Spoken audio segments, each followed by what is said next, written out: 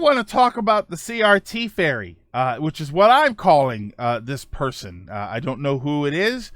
Apparently, it may be more than one, but that is sort of how Santa Claus works, where there's more than one, but we just say Santa Claus. So I want to talk about the CRT fairy.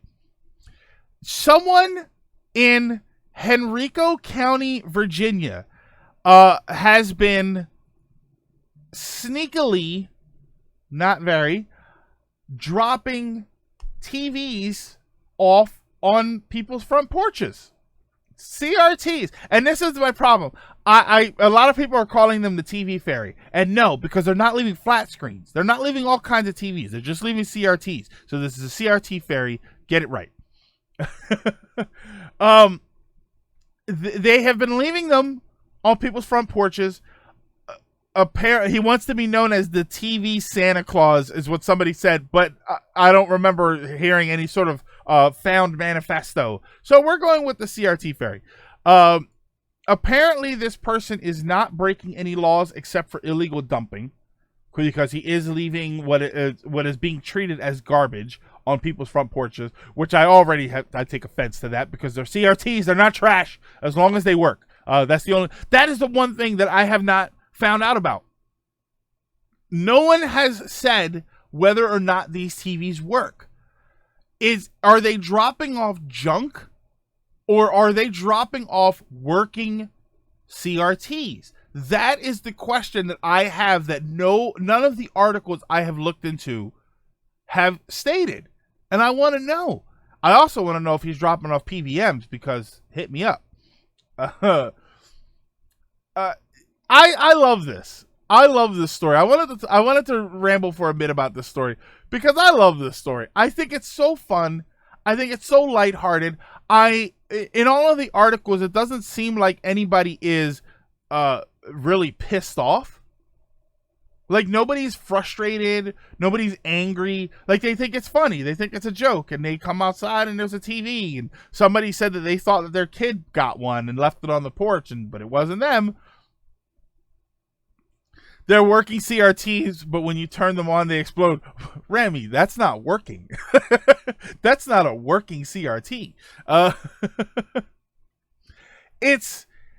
It's news that it's weird. Yeah, you're right, Press Play. It's weird, but it's lighthearted. And with all of the horrible stuff going on in the past couple of years, and in this year in particular, you need some sort of silliness. You need silliness for the sake of silliness. You need positivity for the sake of positivity. And that's what this is. That's what this is to me, especially as a gamer. Say that the problem is that as non-gamers, most people look at this as annoying and as it's garbage. But we're gamers, so we like this story. We like the idea of going outside and someone left us a CRT. If you don't like it, you throw it out. But if you do like it, you bring it in the house, you plug up your Super Nintendo, your NES, and you have a blast. You enjoy it. It's fun for us. Can I offer you a CRT TV in these trying times? Ryan, don't forget, don't drop your giant antenna for your massive TV. I enjoy this story. And I'll tell you what, one of the first things I thought was, for not this past year, but for the last 5 years that I went to Too Many Games, there was a guy there who, and this is from a character. It's a character from something, I don't know what. He would have a suit on with a CRT on his head. And that was a character from something, and I don't know what. And it was great because every year it got a little better. At one point, it looked almost like a broken TV frame. Eventually, it had lights on it. Like, he put lights in it, so it looked like the TV was on. Canty from Fooly Cooly, is that who it is? All right, let me take a look at this. LCL.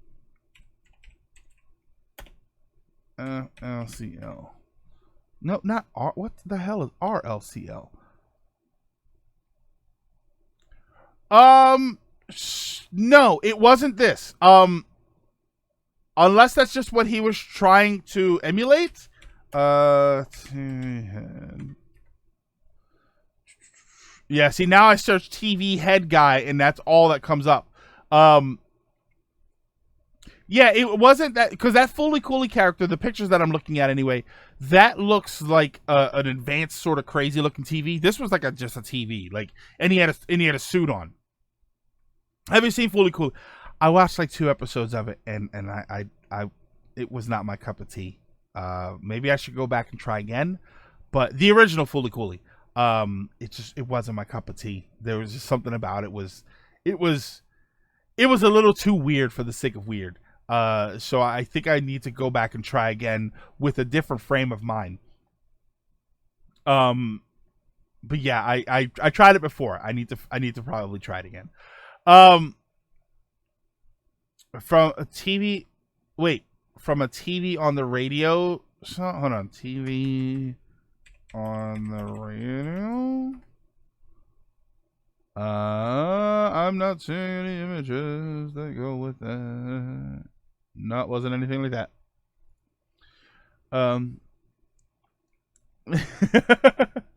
Nah, we'll go back to the gender bending confused boner. The boner's not confused. I know what I like. It's a nice coming of age story. All right, so maybe I do need to go back and give it another shot. It felt like it was going in a lot of weird directions, and that's always kind of deterrent for me. Not to get into an anime discussion here. Did you see Cannon Busters? I'm curious to know how Cannon Busters is. I'll give you my old Fully Cooley DVD. It's dumb fun. Press play. That's a good. You frame it like that, and I'm probably going to like it a lot more. All the weirdness is effectively a metaphor for growing up and how turbulent and unrelenting. Okay, so yeah, I'll give it a shot. But yeah, I don't want this to be a tangent. Is it Gun Busters? I thought it was Cannon Busters. Hold on, which one am I thinking of? Busters. Cannon Busters. That's the one that I'm thinking of. Yeah, I'm talking about Cannon Busters. It's new on Netflix. And again, we won't. Yeah, it might be Cannon Busters. It is Cannon Busters. I was just curious if anybody saw it. Gunbusters. Yeah, Gunbusters and Mech OVA. I remember Gunbusters being very old.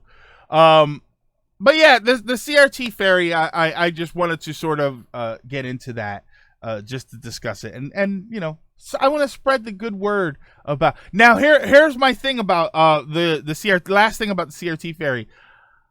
Do you think that people are going to start doing this in other places? Do you think that this is going to start happening across the country where that is they're emulating the CRT fairy, and you know, they throw a TV on their head and they go around and they just drop. They're always copycats. Listen, I live in the Delaware County area of Pennsylvania. I will either take a PVM or I will just help you. Yeah, I like this was more of it's more of an anime tangent. That's why I want to jump the subject really quick. But we are going to jump the subject, which is why. But we're going to jump the subject, but not that far away. This is typically the viewer topics portion of the show. So if you have any topics that you want to discuss, this is the moment to do it. But I do want to start with a topic of my own. This was a topic that I didn't want to set up as its own section, as its own part of the show. But I do want to talk about it a little bit since it did come up because we're talking about anime. Netflix they aired this, what's it called? Oh my God. It's an hour-long commercial for their anime shows. And it's like, what? I watched most of it. Oh. Enter the Anime. Thank you. It's called Enter the Anime. It is supposed to be a documentary about anime. That is how it presents itself. That is what it says that it is. The description says that. It sucks. It is terrible. Right off the bat, like I said, all they talk about are their shows. All they talk about are Netflix original anime. It's so stupid. A couple of them are, you don't even count as anime. What the hell is that one show that they have? Netflix anime.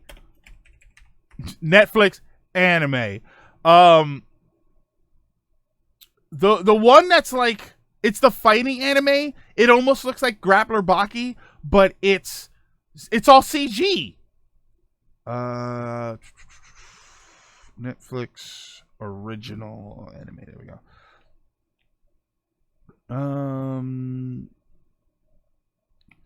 Oh, it's like, oh god. It's not up here. I don't know if it's actually out yet. Oh, well, somebody's got it in chat.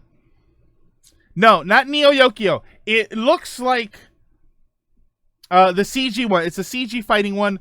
It's like Kagaran. It's not Kagaran, but it's something like that. It's a, I believe it's a Japanese sounding name.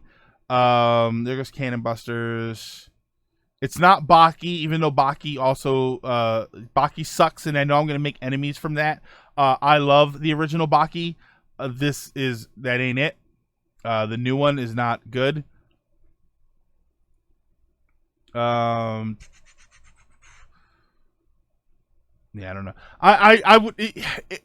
You'll if you go to Netflix, you'll see it. It looks like a very cool art style, and then you watch it, and it's a CG show. But I think they talk about Saint Seiya, the Netflix version of Saint Seiya, which I believe is also CG. They talk about Agretsuko, which is fantastic, but is that anime? Does Agretsuko even count as anime? I don't know. But they talk about all of these. What did Ryan say? Let me see. They gave an edgy dumbass trick money to act. Yeah, Ryan, and that's another thing. Yeah, Agretsuko counts as anime. Okay. I wasn't sure if we were counting that or not. The woman that's in the video that she's supposed to be the documentarian. Is that the word? She's annoying. She's so annoying. Kengan Ashura. Thank you. That's it. It's Kengan Ashura. It's all CG. It looks like it's hand drawn, but then it's not hand drawn because they move everything. It's all CG. But I get that documentaries they're supposed to be raw, right? They're supposed to be, unfiltered. This is going to be a personal gripe of mine. Not from the documentarian. The documentarian, to me, is not supposed to try and be the edgy one. Once she was talking about something, and it was very early on, and she goes, and this is not exactly what it was, but imagine the scenario. You're watching it, and we go to Japan to look up some of the best anime artists and decide why it's so effing cool. And it's like, you're the documentarian. Why are you acting like that? Why are you trying to be? You're not the star. You're presenting other people, and what they do is the star. I have no problem with swearing, with cursing, but admittedly, it's not very professional. And when the idea of a documentary is that it's supposed to feel professional in some way. If the documentarian was talking to the person and they started cursing, that's fine. You're getting that raw aspect of them. But the person doing the interview is not supposed to be doing that. And the whole thing just came across as unprofessional. It was maybe a few minutes in before I realized that they're only talking about, I think they mentioned Voltron, Saint Seiya, that Kengan Ashura show, Agretsuko, and I'm like, you're just talking about Netflix shows. This isn't about anime. It's about Netflix anime originals. It's just one big commercial, and it was so irritating. Yeah, they show Castlevania. Which is made in Texas. Yeah, like I don't understand what it is that you think you're doing, because what you're doing is not interesting. It sounds like an edgy YouTube video that's triggering one. Yeah, press play. It is pretending to be about one broad topic, and then you find out that it's actually only really about this very tiny subsection of that topic that people already are kind of hit or miss on. You know, because it's not even, if the whole thing was about the Castlevania anime, that would be interesting, where you get to see where they want to talk about where their inspirations came from, why they made certain choices. I would like to know why Grant is not in the show, but that would be more interesting. But they portray it as this broad anime discussion, and it's not. It's not. It's not. Voltron is trash. I liked Voltron in the beginning. I thought that the first couple of episodes were good, and then it just fell apart. Yeah, it's just, but Enter the Anime, I would say avoid it, but at the same time, I say click on it and watch it for 10 minutes, and then when you get to the point when you can't take watching it anymore, just go ahead and give it a bad rating. When I talk about them, exclusively. Netflix possibly getting desperate with companies starting their own streaming service. Maybe. Well, Rocky, that would make sense to say that that's why they're making more new content, more original content, which is what they're all trying to do. The problem is just that you framed it as Enter the Anime. And you really should have said a tour. It should have been a 1 hour tour of Netflix anime. I don't think anybody would have had a problem with that. I think that people would have just watched it. It's like 57%. I probably would have watched it just to see what kind of a laugh it is.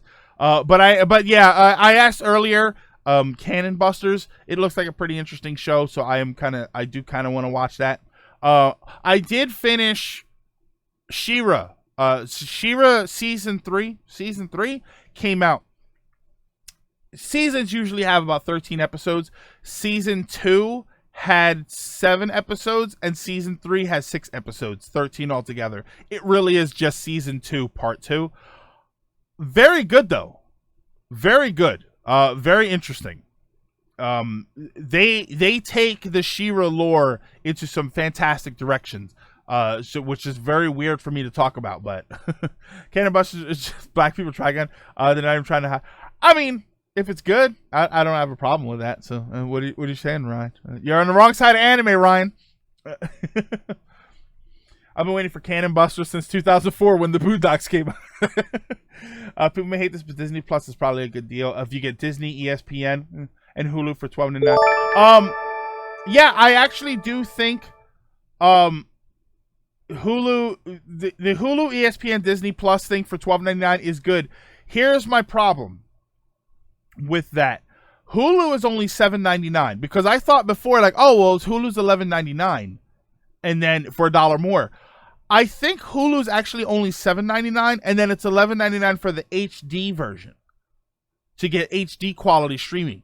So, $12.99, is that the base price? And then for HD, I'm gonna have to pay $16.99. I want to see what the pricing structure looks like. If it's $12.99 and I get HD content for those 3, that's fantastic. Because Hulu, I watch Hulu. Hulu has some good stuff on it. Disney Plus obviously is gonna have all the Marvel stuff. It's probably gonna have DuckTales on it, and then ESPN. So Hulu and Disney. Netflix has the writing on the wall. They know they're screwed. Yeah, they know that they're screwed. They're trying their best. Sonic Link, thank you for the 5 bits. Can you tell me how far? Sonic Link, I don't know where you are. I can't really tell you. Lady Rooster, the stream keeps stopping for me. Lady Rooster, I'm sorry about that. Have a good one though. Watch the VOD later on. LaShawn Thomas has been working on Cannon Buster since early 2000s, but he couldn't get sign off on it. Okay. I wouldn't say trying. Yeah, right. You're right, Ryan. They're probably not trying their best. They're just trying. Yeah, so that's interesting. So I apologize for hijacking the viewer topics portion. I should have actually just had it labeled as Animu discussion. So if you have anything you want to discuss, go right ahead. GamerJ, do you like Steven Universe? I absolutely love Steven Universe. I am excited to see what they do with the movie. I am terrified that the movie is just a cash grab because the show wrapped itself up fine enough. So that's what it is. I'm at Catacombs, just beat that weird dead corpse ball. I just honestly, Sonic Link for a first time playthrough, you could be a very no, Rocky Bear, in Symphony of the Night it was called Grand Falloon. And I'm not making that up. It was actually Grand Falloon. Yeah. I'm sorry. Falloon. There we go. Spelled that wrong. Yeah, Gamer J, I hope it's a good movie. I'm okay with it being a standalone movie. I am just worried that it's going to not flop, but I always worry about movies like that because I worry that they spit on the lore, and I don't want them to do that. I would like to see some very cool things. I would like to see more of those fusions that we got at the end. Oh man, that would be great. I know, but I prefer. Well, they did change it to Legion later on. So about Indie World. Indie World, is that what they're calling the Nintendo Direct that's coming next week, Monday, I think? I only want fusions if they have to do a stupid dance to do the yeah.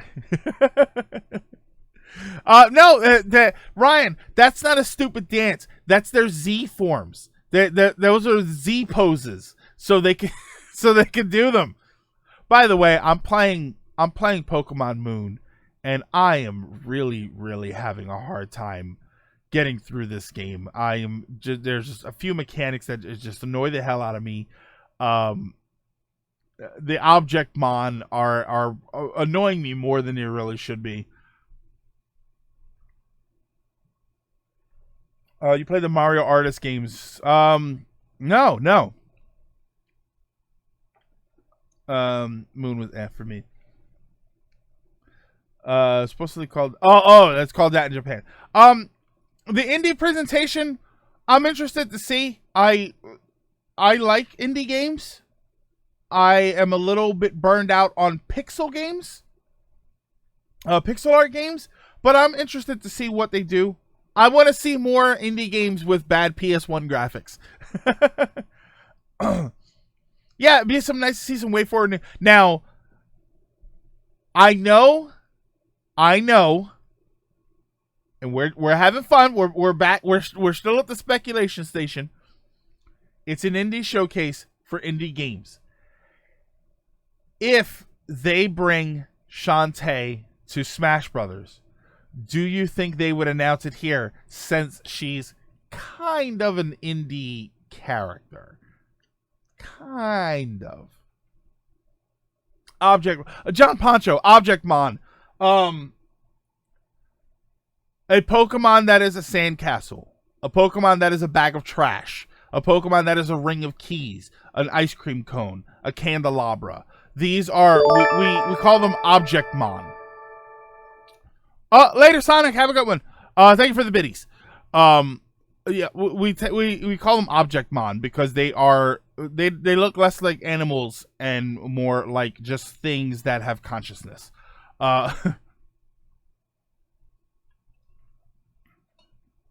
Yeah, I wasn't sure if they were adding an indie character to Smash Brothers, if they would use that opportunity to say it.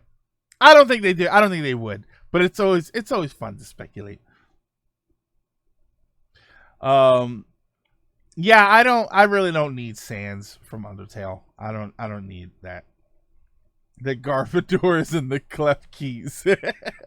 What did I post on Twitter the other day? Um, I withdraw my bag of trash and summon my sandcastle to attack your ice cream cone.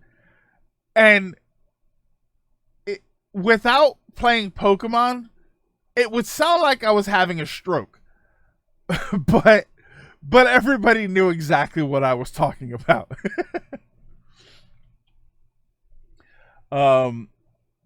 Was that no? I don't think Undertale will get in. Then he gets in. It's Shantae, Travis, or Shovel Knight. Yeah, Shovel Knight's already a trophy, so I worry that Shovel Knight's time is over. That it won't happen. I think Shantae is a good choice. I thought Shovel Knight would be a great choice, but Shantae is a fantastic choice. Give me Jason from Blaster Master. Yes, I still am hopeful for Arthur from Ghosts and Goblins. Shantae is in Smash as a spear. Oh, she's in Smash as a spear. Oh no. I mean, we all know that the last two characters are going to be Crash Bandicoot and Master Chief. So, Cuphead would be a good choice with Mugman as a different skin. And what's the girl? Isn't there a new character coming out? But yeah. But that's, indie showcase is coming out. I'm interested to see it. I don't know what we're waiting for as far as anything. There isn't any real indie games that I'm extremely looking forward to. So we'll see what happens. A new Power Stone game. Okay. I be honest with you, I was never a Power Stone player. I did not like it. I worked at a store when it came out. And I remember Power Stone was interesting because we got the game the same day that the arcade game, the arcade came out, like the actual arcade machine, which I thought was very cool. I thought that it was cool that you could go to an arcade and play Power Stone and then go buy the Dreamcast game and get the exact same experience. I just was not a fan of the, I don't like 3D Smash Bros. Press play. It's the 3D aspect that I actually don't like. I was not a fan of the running around the area. Air Guys, God Bless the Ring, was fine, but it was, I don't know. It was better. It was better than Power Stone. Power Stone was like the third person, full blown third person, and I'm like, it just was not my cup of tea. I just was not a big fan of it. I didn't hate it. That's the thing. I understood that it worked. I understood that it was interesting. My issue was this: it was not interesting for me.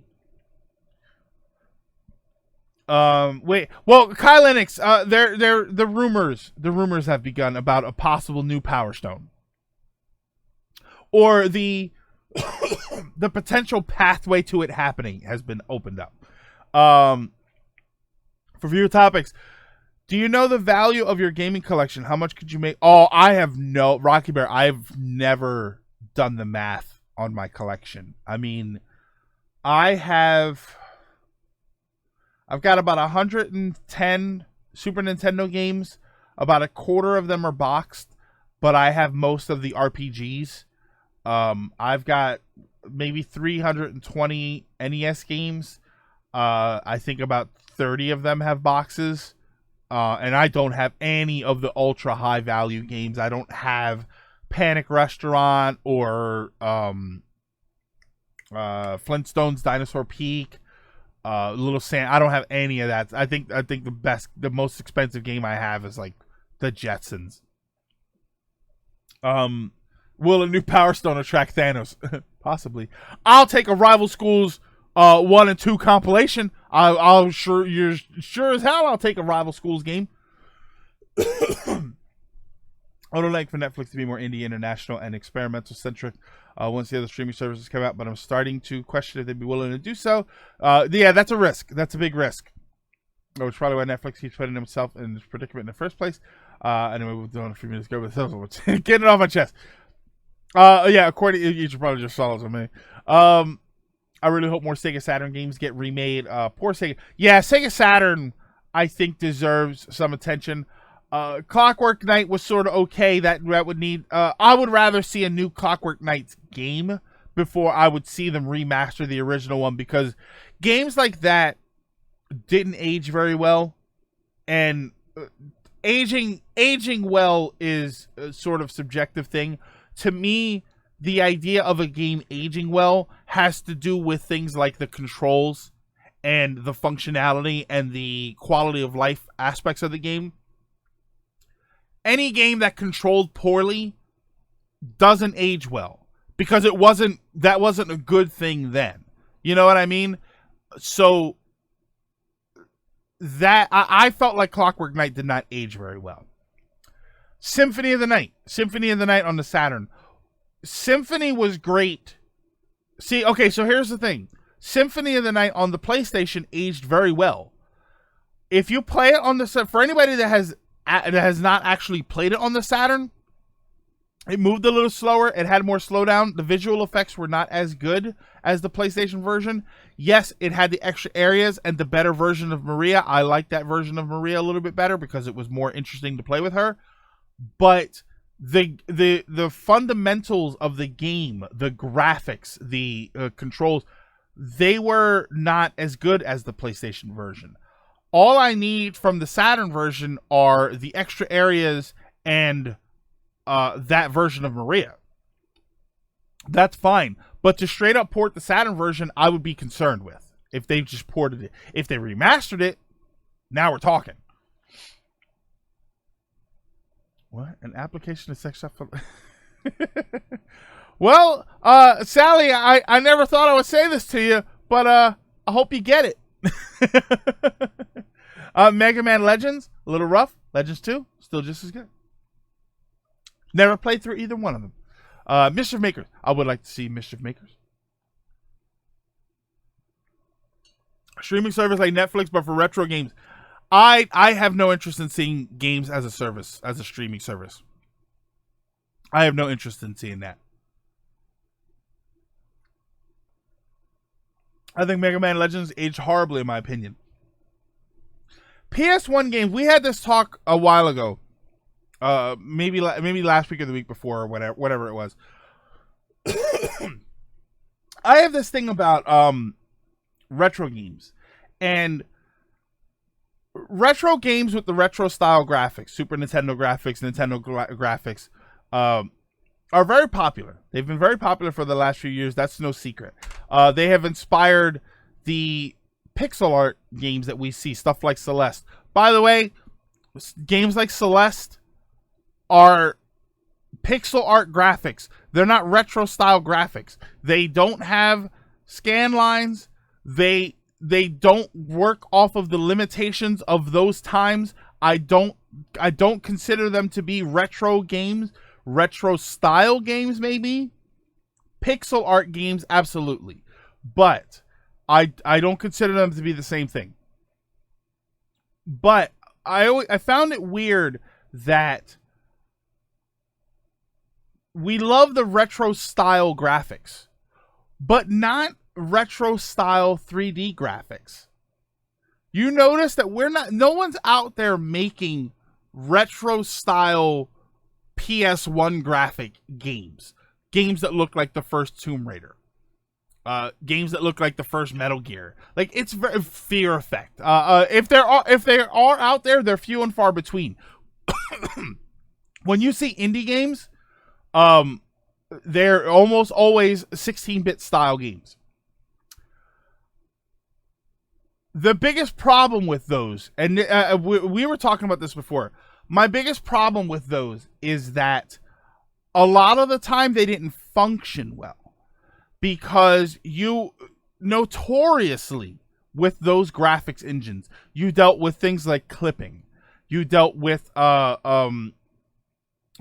weird shimmers. You dealt with a lot of graphic issues because it was, for them, on that scope, relatively new. So no one wants to, and poppin'. Oh my god, poppin'. So much poppin'. Bad draw distance. No one wants to emulate that because, yeah, having a hard time. Oh my God, Ryan, having a Tomb Raider was notorious for it.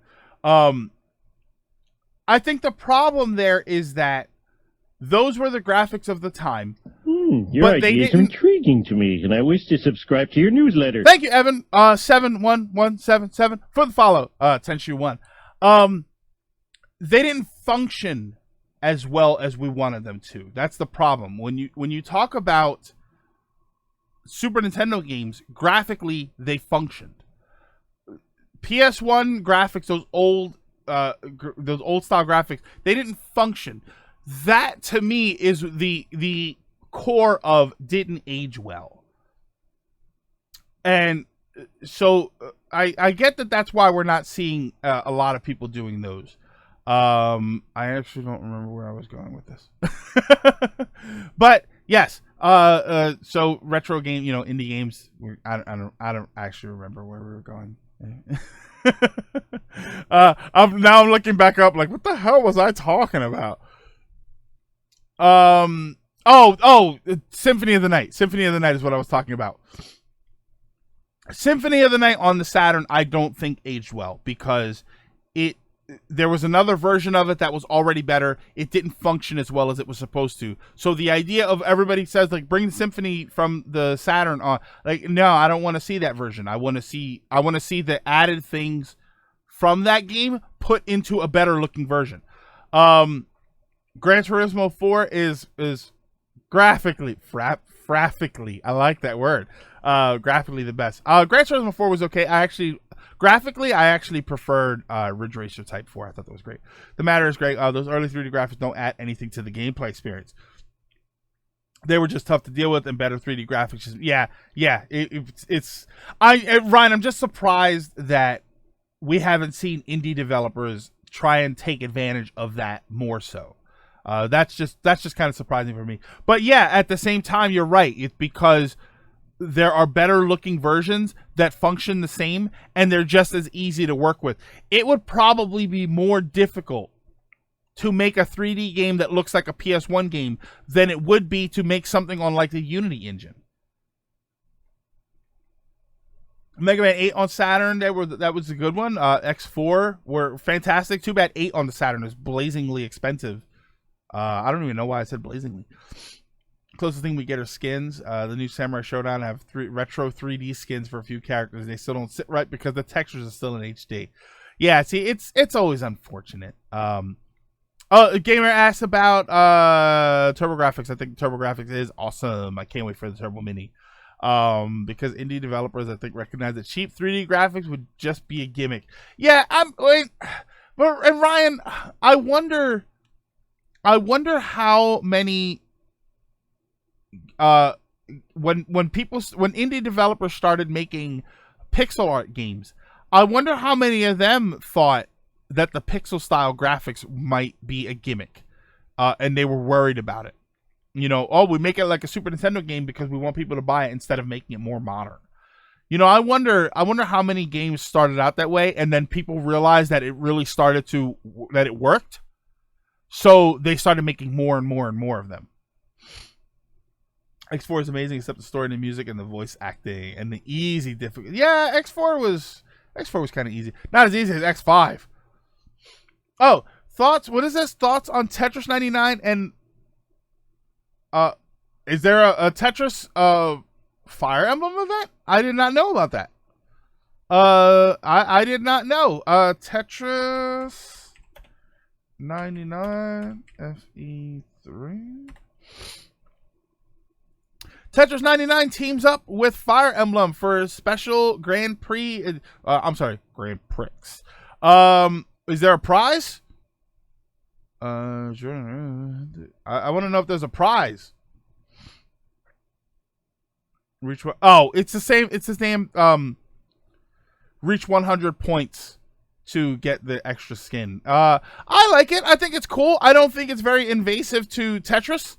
They did the one with Splatoon, and I thought Splatoon was actually really cool. So I like them. I'll be honest with you. I turned those skins right off. Shovel Knight was kind of like that when we look back. I mean, there is that, yes, but pixels and sprites can work as a stylistic choice. What does lousy 3D?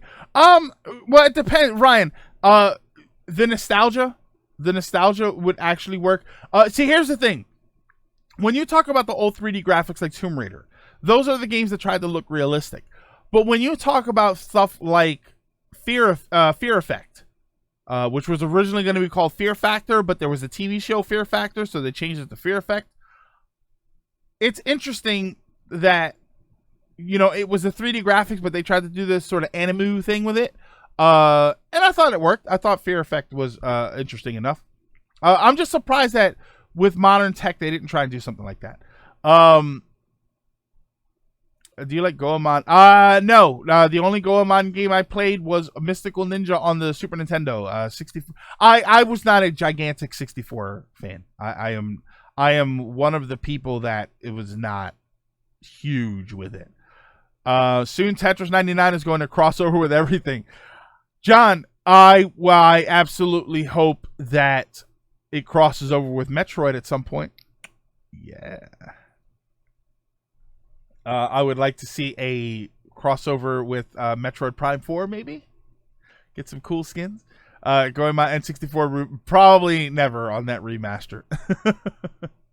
I hate to ruin that, but yeah, probably never. Tetris 99 with Tetris Effect crossover. Oh my god! Now you can play Tetris, but it'll look like Tetris. In a Comic Zone remaster. What's a Metroid? Well, no, that they have acknowledged that they care about Metroid now. So if you would have said that to me like a year or two ago, then yeah, I would agree with you that they don't remember what Metroid is.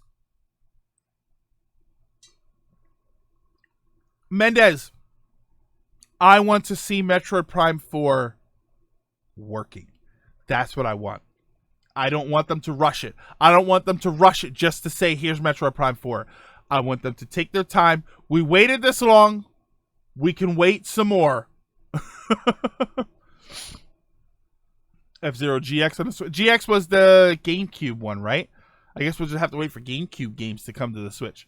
So, you know, like 2034. Maiden of Ravens, subscribe with a tier 1 subscription. Subscribe for 17 months. Thank you so much, Maidens of Raven.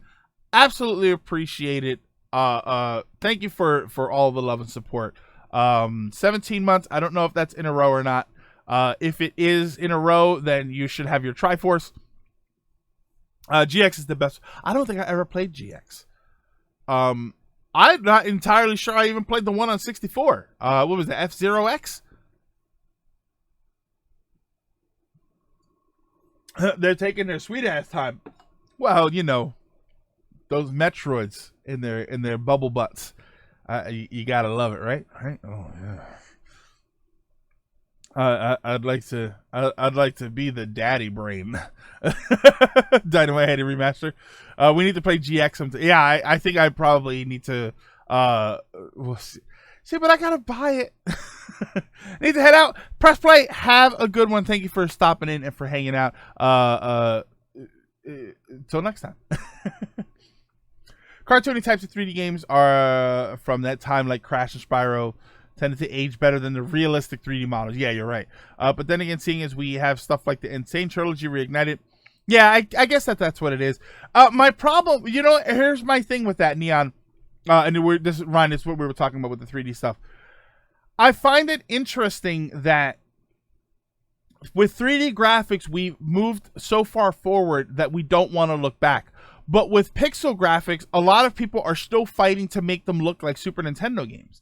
When really we should be doing stuff like Octopath Traveler, where it looks like a modern version of a game.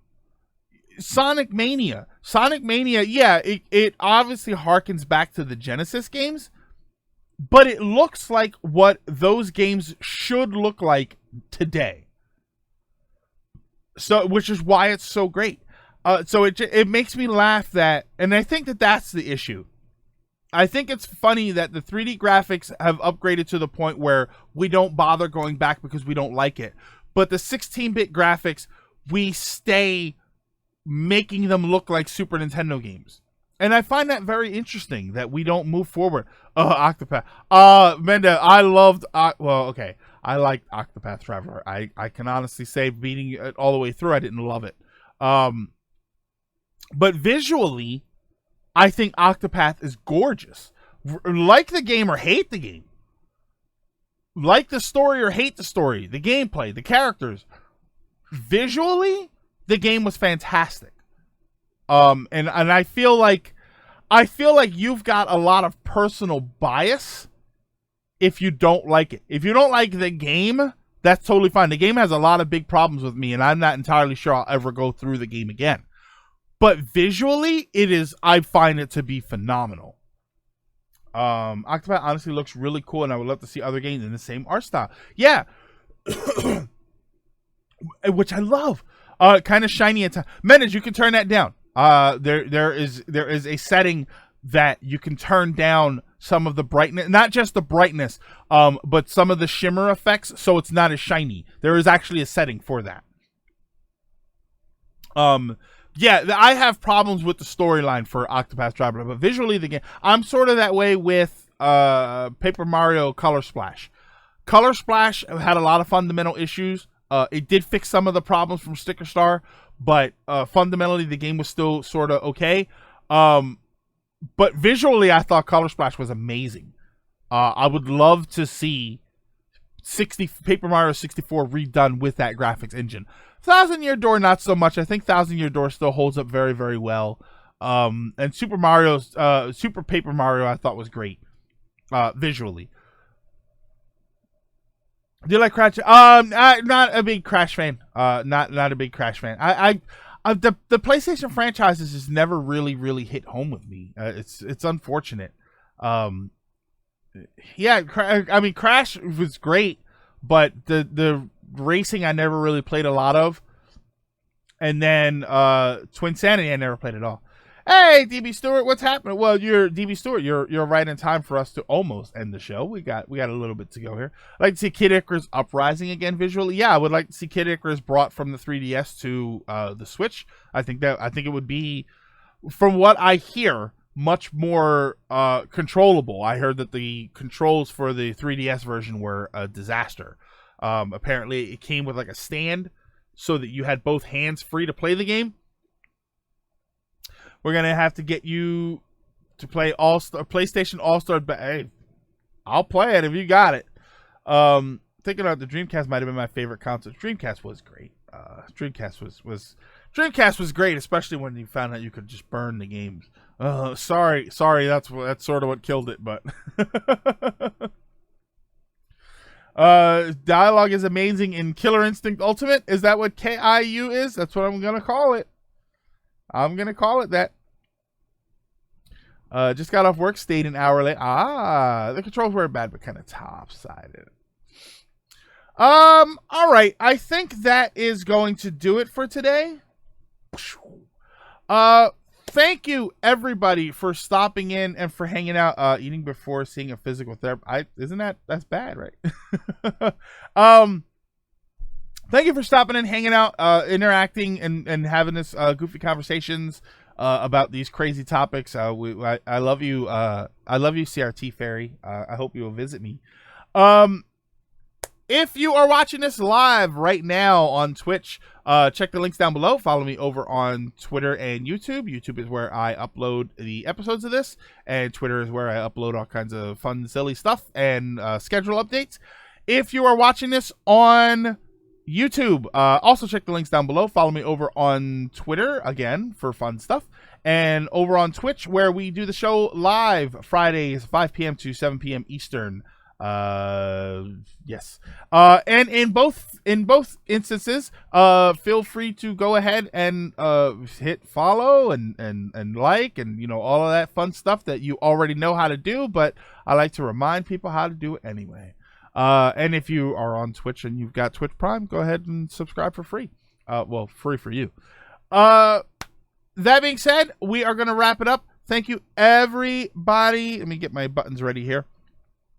Thank you, everybody. Have an amazing, amazing weekend. Play some fun games. be good to each other, because it's a pretty brutal world out there, and sometimes it only feels like it's getting more brutal. So go out and be good to each other, and be the good person for other people that you want to meet every once in a while. And I will see you next week.